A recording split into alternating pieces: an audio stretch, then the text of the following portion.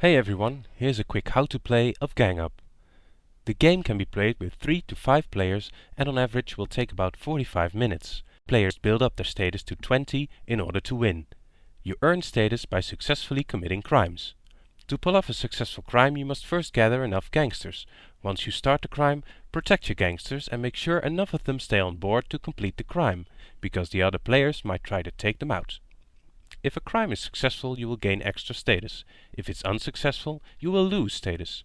The higher your status gets, the more crimes, gangsters and influences you can play. The table is set up as follows. If you pick a crime from the crime pile, you place it face up on the crime in progress pile. Afterwards you discard it on the crime discard pile. Resource cards are picked up from the resource pile and added to your hand. After resources have been used, they will be placed face up on the resource discard pile. Arrested gangsters will be placed face up on the jail pile. Your headquarters is where you place your gangsters facing up. And finally, your status counter is placed next to your headquarters. The game is played in turns. Let's go through the phases of your turn. The draw phase. Draw a resource card from the resource pile and add it to your hand. Resource cards consist of influence cards and gangster cards.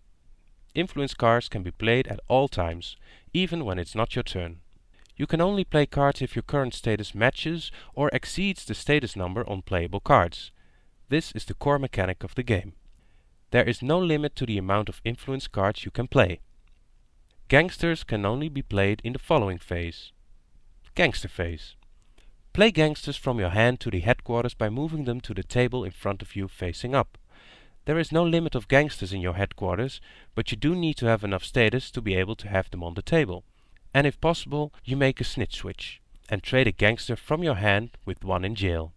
Just make sure the gangster from your hand has a higher status than the one in jail. The crime phase.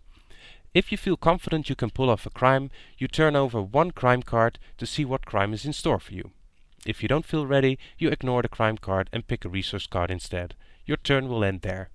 Let's pick a crime from the crime pile. Then decide if you want to take the risk by playing the crime. The reward is gaining the status mentioned here. The risk is losing that same amount. If you can't or don't want to do the crime, there's no penalty to let it pass. Just place it on the crime discard pile. Forget about it. To play the crime you need the required amount of manpower indicated on the card. Each gangster on the table counts as 1 manpower unless specified otherwise. You can provide manpower yourself or ask another player to help. This ally will gain or lose the rewards mentioned on the card, so you don't have to share.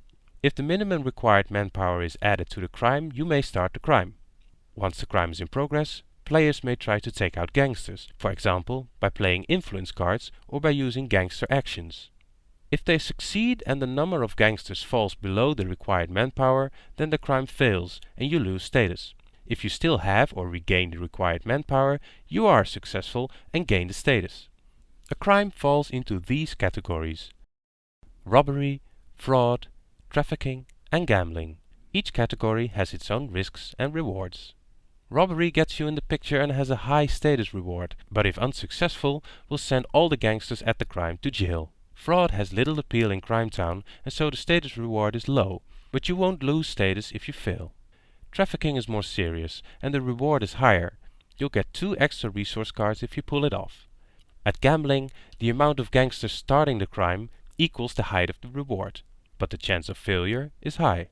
Some gangsters have an advantage linked to a specific category, so keep track of which crime is on the table and which gangsters benefit you the most. After a crime has been committed or turned down, it will be placed on the discarded crime pile.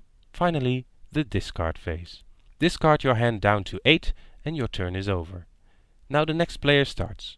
The game continues until a player reaches 20 status, wins the game and becomes the ultimate crime lord of Crime Town. For more information, please check out the manual and have fun.